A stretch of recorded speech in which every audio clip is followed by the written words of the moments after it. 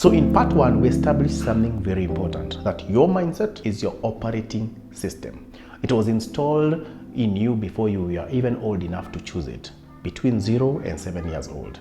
Now, the question everybody asks me is, okay, Jonathan, I understand where it came from, but how do I actually change it? I want to warn you upfront that this is not a weekend exercise. This is not a motivational video. This is not learning personalities. This is real work, deep work, and actually it takes a lot of time, but it is absolutely possible because I am a living proof. So before I give you the steps, let me give you the foundation. Now, the Bible says it clearly in Romans 12 verse 2, be transformed by the renewal of your mind. And this is not just a spiritual language, it is very scientific. It is a neurological truth. Neuroscientists call it neuroplasticity. It is the brain's ability to rewire itself to form new neural pathways and weaken the old ones based on new repeated experiences and information. Actually, there's a doctor called Dr. Joe who is a researcher in the neuroscience of the mind, and he puts it this way: every time you think a thought, your brain fires a specific pattern of neurons,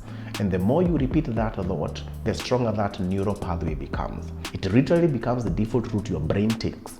And this is why a limiting belief feels so automatic, it feels so natural, and it feels so true. Because your brain has been firing that same pathway for 20, 30, for me, 33 years. Changing your mindset means building new pathways and starving the old ones of repetition until they are weakened.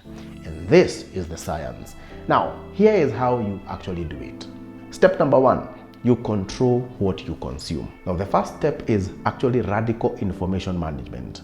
Now, you have to be ruthless about what you allow into your mind, because your subconscious does not distinguish between what is helpful and what is harmful. It absorbs what it is repeatedly exposed to. I did this personally, and I want to be very honest about it. Now, I went to my YouTube channel and unsubscribed from each and every single channel that was not aligned to where I want to go. I mean, every one of them.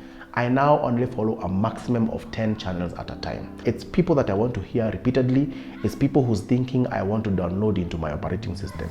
I did the same on Instagram. Your feed is your daily diet, and you become what you repeatedly consume. Now, it's not a must you take away YouTube and Instagram and TikTok. You can control what you consume so that you control what gets into your subconscious mind.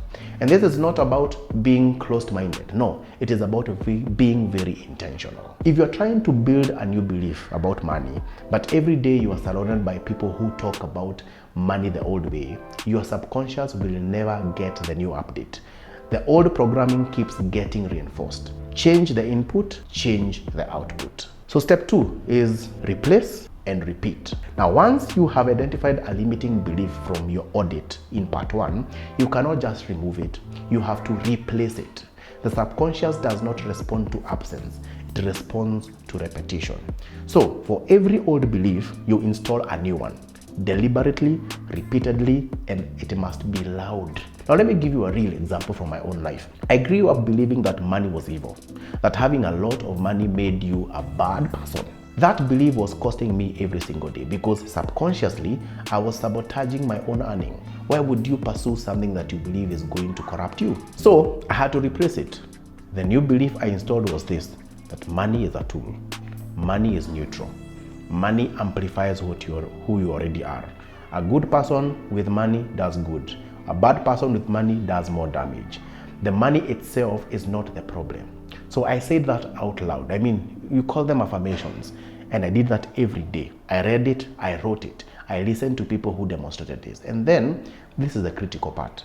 I had to practice it, because there is the truth that most people miss about mindset change.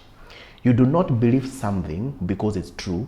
Something is true because you believe it. To your subconscious mind, you believe it. And you believe it because you do it repeatedly. So when I got 1,000 shillings, instead of holding it the way that I was programmed to, I asked a very different question. How do I use this to create more? How do I let money flow and come back multiplied or even compounded? So I did not feel it at first. I felt very uncomfortable. It was like unnatural because the old pathways was still very strong. But every time I practiced the new behavior, the new pathway got even stronger and the old one got even weaker.